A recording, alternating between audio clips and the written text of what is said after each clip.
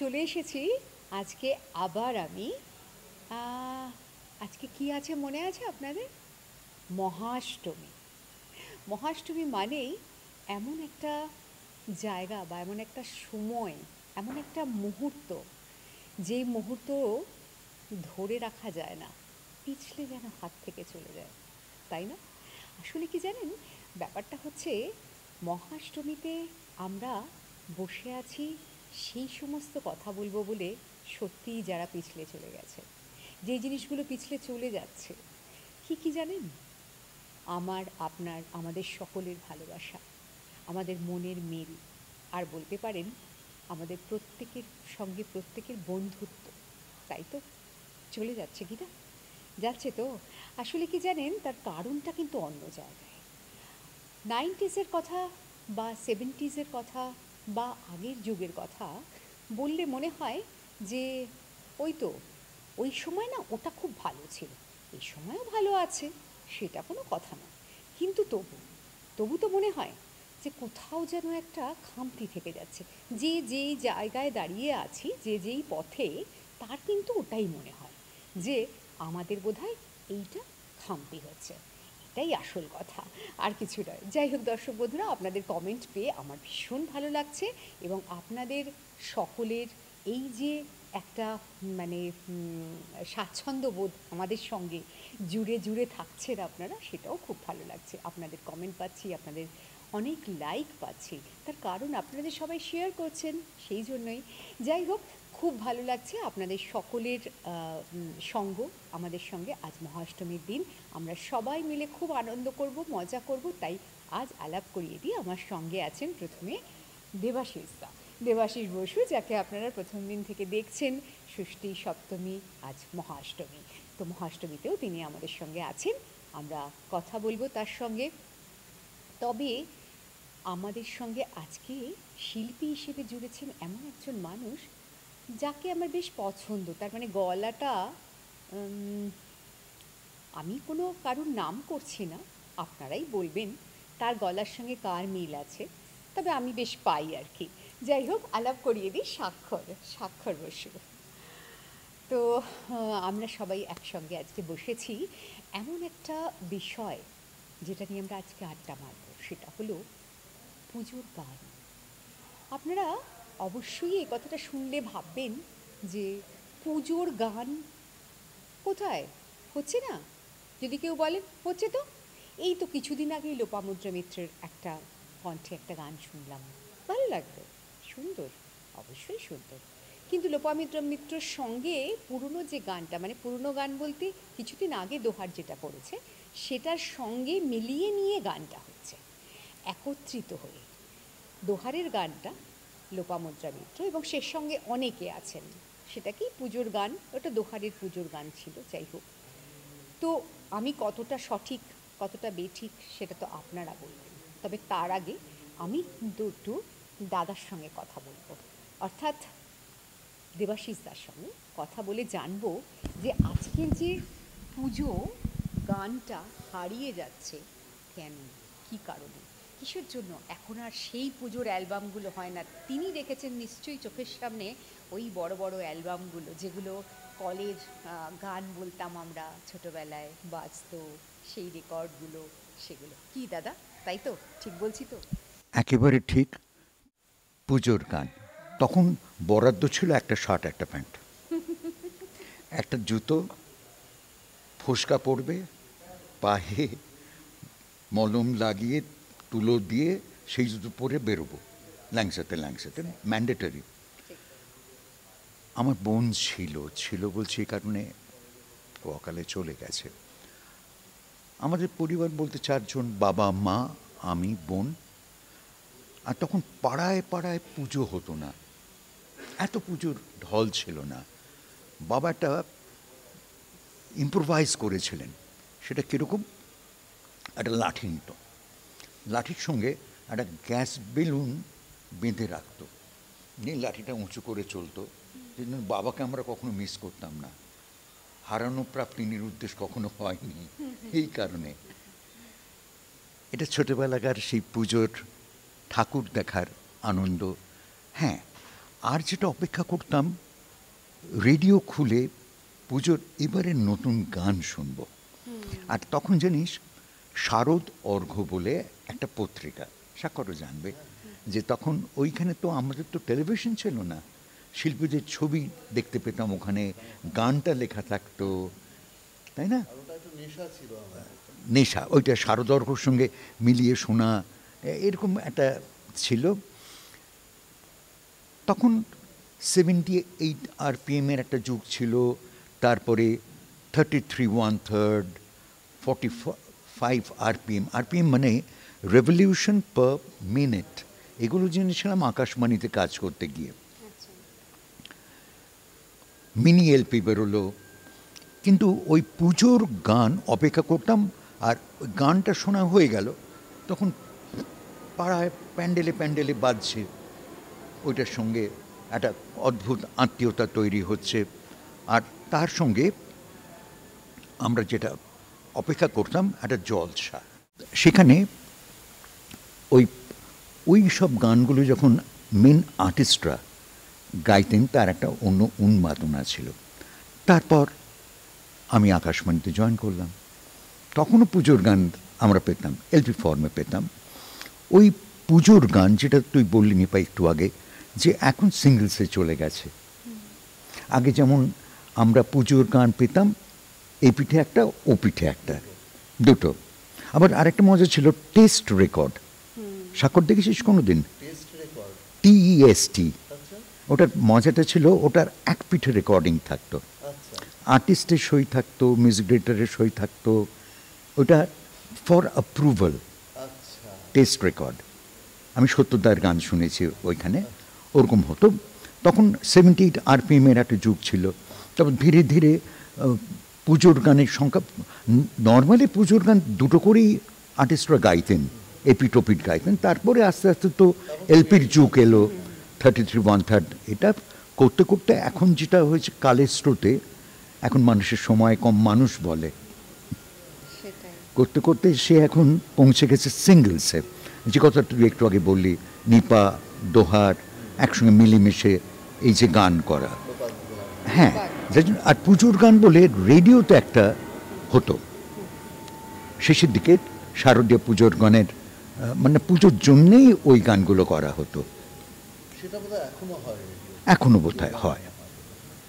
রম্যগীতি যেমন স্টুডিও রেকর্ডে গৃহীত গানের রেকর্ড বলি, এ মাসের গান, এগুলো দেশবন্দনা, রম্যগীতি, এইগুলো রেডিও স্পেশালিটি ছিল। যেহেতু আমি রেডিওতে কাজ করেছি, এইগুলো দেখেছি। পুজো এলে একটা অন্য উন্মাদনা গানের জন্য। দাঁবাড়িতে আজ তো মহাষ্টমী, হ্যাঁ মহাষ্টমী, যার ফলে সকাল থেকে অনেক কিছু হয়েছে।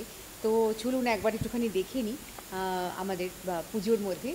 প্রথমেই দেখবো যেটা, সেটা হচ্ছে ধুনো ওড়ানো। মানে ধুনো পোড়ানোটা যে কি সুন্দর জিনিস, সমস্ত বউরা সবাই মাথায় ধুনো পোড়ান এবং তারপর তারা তাদের সন্তানকে কোলে নেন, নিয়ে আশীর্বাদ করেন। এটা একটা অপূর্ব রীতি, মানে অপূর্ব সুন্দর জিনিস।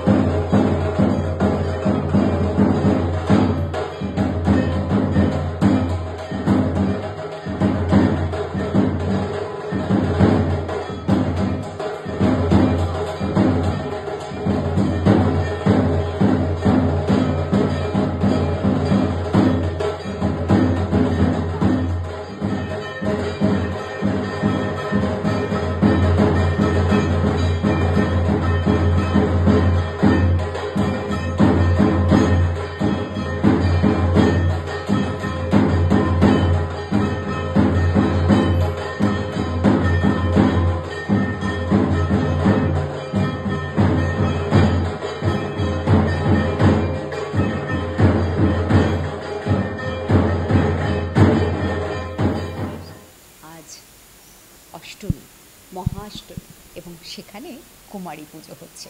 চলুন একটু দেখে আসি কুমারী পুজোটা কী হচ্ছে। ছোট একটি মেয়ে, একটি ছোট্ট মেয়ে, সেই মেয়েটিকে আনা হয়েছে যাকে কুমারী হিসেবে ভাবা হয়েছে। তো আসুন সবটা দেখে নিই তার কুমারী পুজো কেমন হচ্ছে।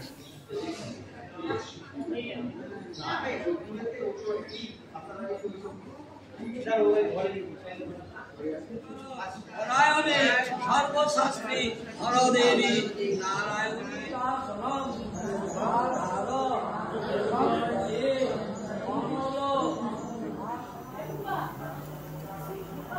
দাঁড়াও, আমি ওকে নিয়ে আসি, ও কোলে নেবে।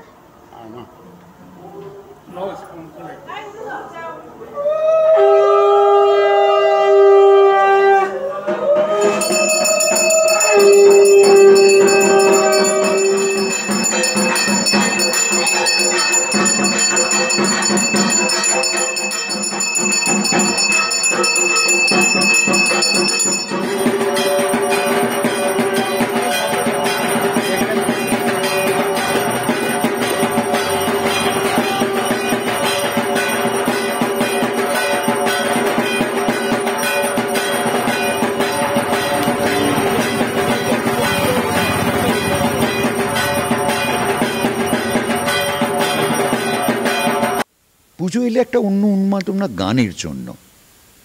সেটাই, সত্যি। তোর অভিজ্ঞতা কি বলে? কার কথা বলছো? আমার কথা? Yes. আমি তো আর মানে অনেক দিন আগে অ্যাটলিস্ট ছিলাম না, তবে আমি যতটুকুনি শুনেছি সেই সময়ে পুজোর গান আমার মনে আছে যে আমি আমার দাদার, এখন নেই, আমার থেকে 3 বছরের বড় ছিল, কিন্তু সে আমার ছেড়ে চলে গেছে। তো আমি আমার গান শোনা তার কাছ থেকেই, সত্যি কথা বলতে। ছোট্টবেলা থেকে ও গান শুনতে খুব ভালোবাসতো, এবং আমাদের বাড়িতে তখন, আমি যখন ছোট তখন কোনো মানে ইয়ে ছিল না, কী বলে, টিভি ছিল না আমাদের। তার মানে 75-এর আগের কথা না, বলছিস তুই? না, আমি টিভি ছিল না কেন বলছি, তার কারণ আমাদের টিভি এসে গেছে, কিন্তু টিভি আমাদের বাড়িতে আসেনি।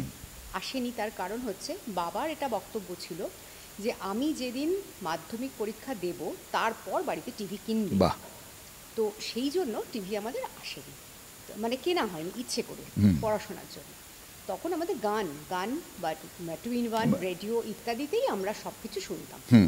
এবার আপনি বলছেন আমরা কি তাহলে টিভি দেখিনি? না, দেখেছি। আমার এক বন্ধুর বাড়ি ছিল তার পাশে, সেখানে আমার দাদা, আমি, আমার বাবা, আমরা রাত্রিবেলা সেই যে খেলাগুলো হতো ওই খেলাগুলো দেখতে যেতাম।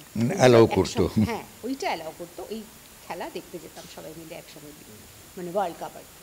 আদারওয়াইজ আর গান শোনা সম্পূর্ণ আমার দাদার কাছে, সম্পূর্ণ, মানে কিশোরের প্রত্যেকটা গান আমার মুখস্থ, সত্যি কথা বলতে এই ওর কাছেই মানে শুনে শুনে ছোট্টবেলা থেকে।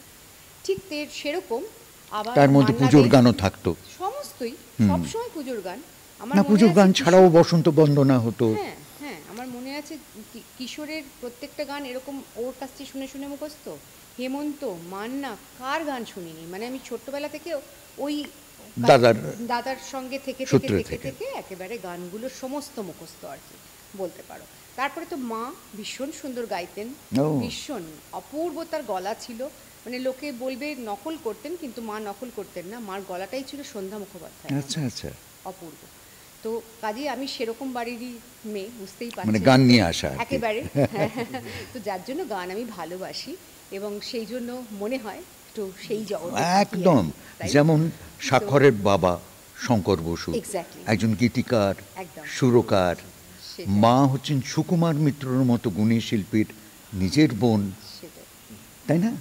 এইরকম একটা পারিবারিক চালচিত্র রয়ে গেছে। সেটাই সেটাই। তো যাই হোক, আমরা এই গল্পের মাঝখানে কিন্তু আজকে আমরা বুঝতেই পাচ্ছেন মহাষ্টমী বলে কথা।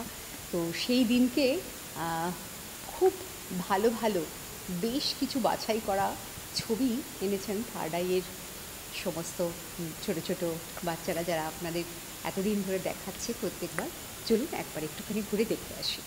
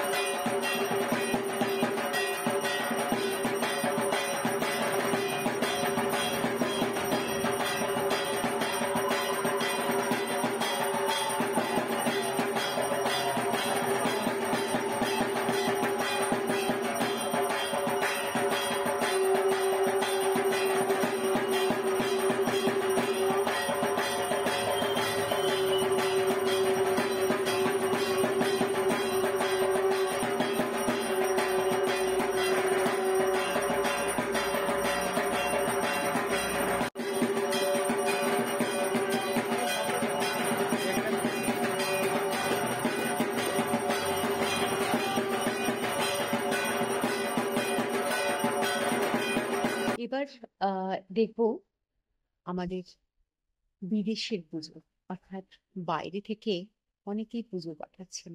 চলুন একবার দেখি কেমন হলো আহ অনাবাসী মানুষজনরা যারা বাইরে রয়েছেন তারা সেখানে দুর্গাপুজো কেমন করছে। চলুন ঘুরে দেখতে আসি।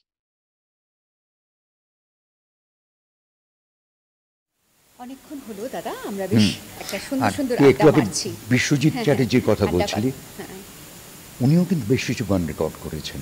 হ্যাঁ যায় যায় দিন, বসে বসে দিন, সলিল চৌধুরী, তোমার চোখের কাজলে, এরকম বেশ কিছু গান রেকর্ড করেছেন। আসলে আমার বাবার লেখাও গান ছিল বিশ্বজিৎ চট্টোপাধ্যায়ের। ও আচ্ছা বাবার লেখা বিভাস রাজির সুরে দুটো গান বিশ্বজিৎ চট্টোপাধ্যায়ের গাওয়া ওই পুজোর রেকর্ড ছিল। গানটা যেটা নিয়ে আমরা আলোচনা শুরু করেছিলাম, যেটা নিয়ে স্বর্ণযুগের বাংলা গান, মানে স্বর্ণযুগের গান যাকে আমরা বলি আর কি, ওই সময়কার গান শোনাই না একটা। হ্যাঁ,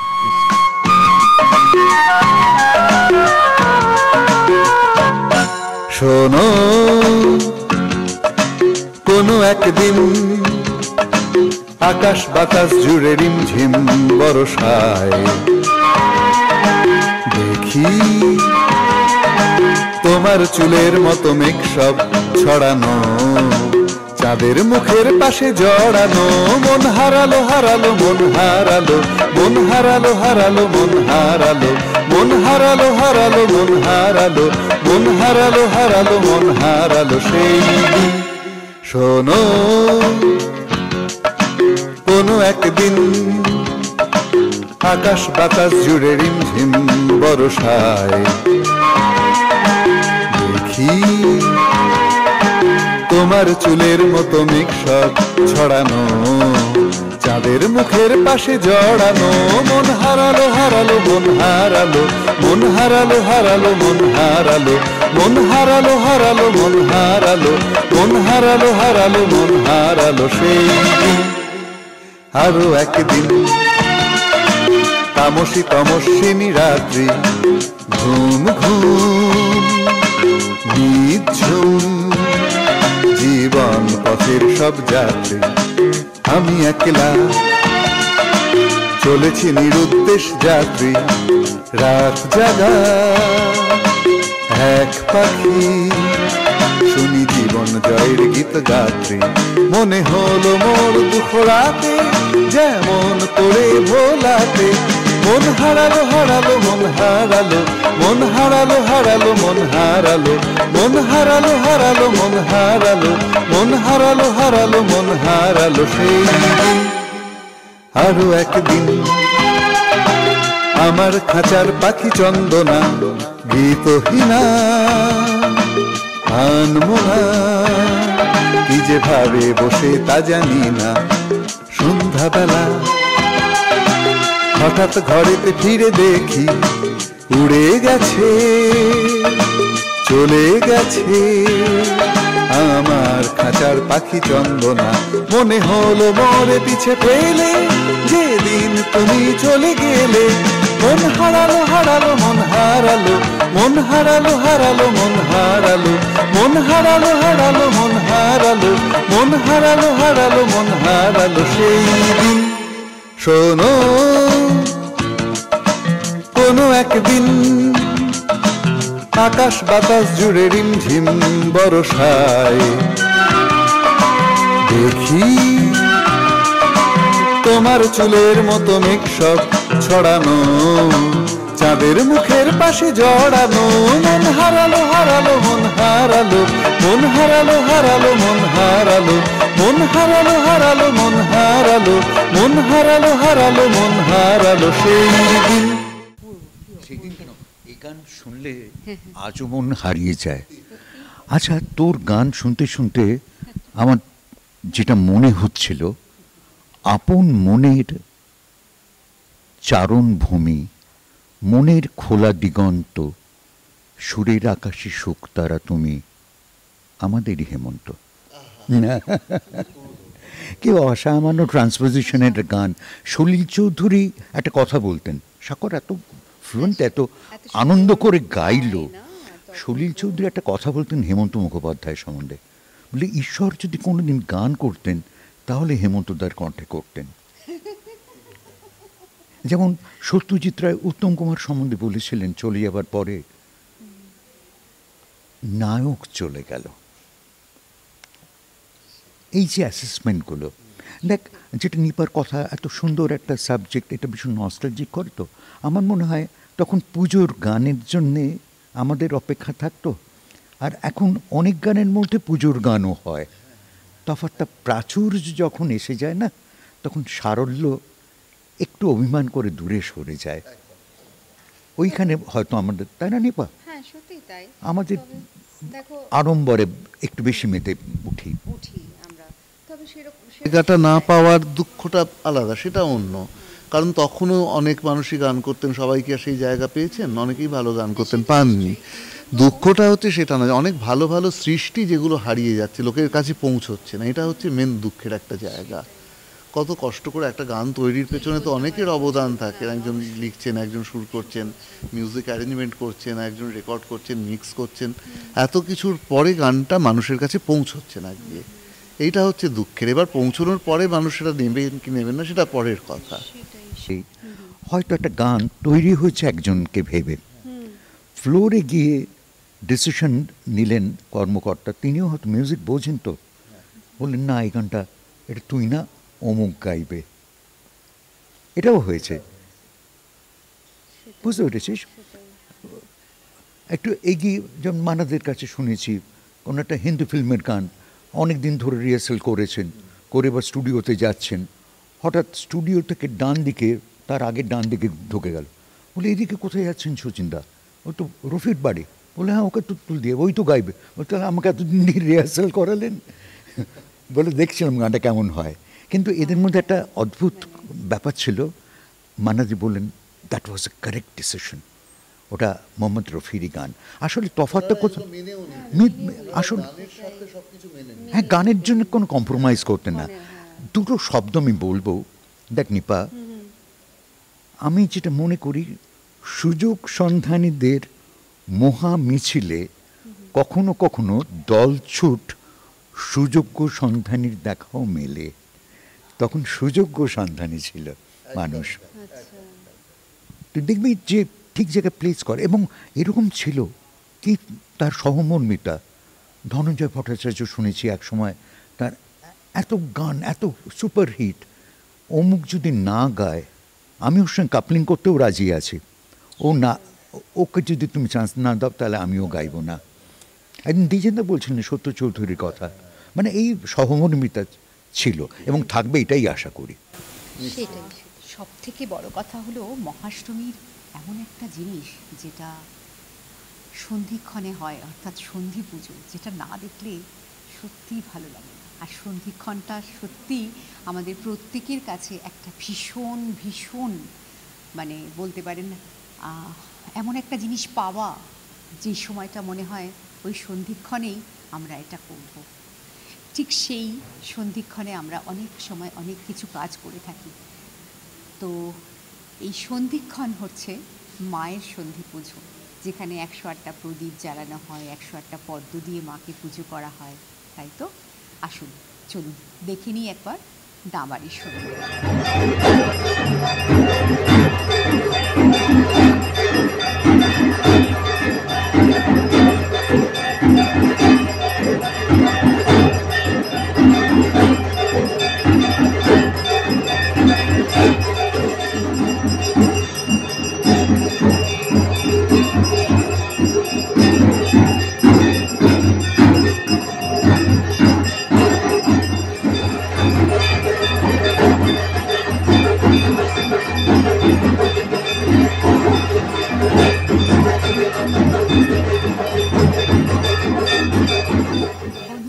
আজকে আমরা মহাষ্টমীর দিন বেশ সুন্দর একটা গান শুনলাম, দাদা অনেক কথা বললেন, অনেক সুন্দর সুন্দর কথা, খুব ভালো লাগলো।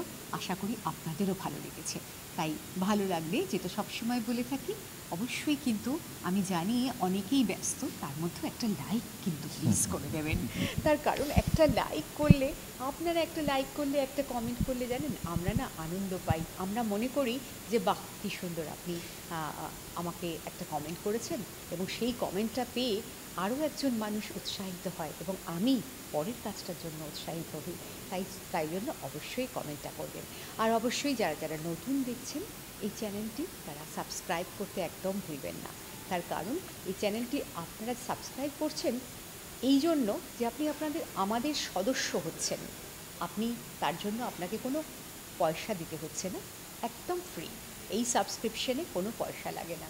তো সেই জন্য সাবস্ক্রাইবটা অবশ্যই করবেন, পাশে থাকা বেল আইকনটা অন করবেন এবং অল বাটনটি ক্লিক করবেন, যাতে আপনি প্রত্যেকটা অনুষ্ঠান পরপর দেখতে পান। কারণ সবসময় তো আমি সবাইকে শেয়ার করে উঠতে পারি না। যারা যারা রয়েছেন 2000 জন মানুষ, তাদের প্রত্যেককে তো শেয়ার করা সম্ভব নয়। আপনারা এমনিই দেখেন, নিজে থেকেই আপনারা সাবস্ক্রাইব করেছেন। তো সেই জন্যই আমি বলছি যে আপনারা দয়া করে আরও বন্ধুদেরকে পাঠান, সবাই যাতে দেখতে পায়। এবং বুঝতেই পারছেন কেন বলছি, আমাদের প্রত্যেকের অনেক কষ্ট করে, অনেক খাটনি খেটে এই কাজগুলো করতে হয়, যার জন্য আপনাদের সহযোগিতা আমাদের সত্যি খুব খুব দরকার। তাই জন্য পাশে থাকুন সব সময়। আপনাদের সঙ্গ পেয়ে আমার সত্যিই খুব ভালো লাগে। আজ তাহলে আসি, দেখা হবে মহানগরে।